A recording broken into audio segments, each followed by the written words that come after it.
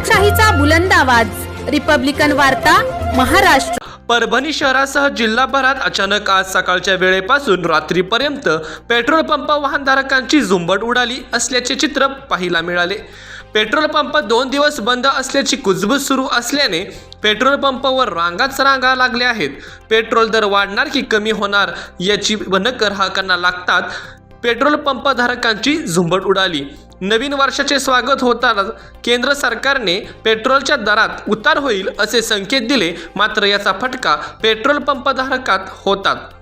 Petrol pump 2 दिवस बंद असल्याची अफवा वाऱ्यासारखी शहरात पसरली आणि पेट्रोल पंपावर पेट्रोल भरण्यासाठी वाहतूक धारकांची झुंबड। रस्त्यावर जाणाऱ्या नागरिकांना पेट्रोल पंप का बंद आहे याची काही कल्पना नसताना कुठलीही शहानिशा न करता एकमेकांचे पाहून पेट्रोल पंपावर रांगाच रांगा दिसून आल्या। संबंधित विभागातील पेट्रोल पुरवठाधारकांना विचार केले असल्यास असा कुठलाही पेट्रोल पंप बंद राहणार नसल्याचे सांगितले, मात्र नागरिकांनी एकमेकांचे पाहून पेट्रोल पंप 2 दिवस पेट्रोल मिळणार की नाही या धास्तीने रांगेत उभे राहून पेट्रोल भरून घेताना वाहनधारकांची झुंबड पाहावयास मिळाली।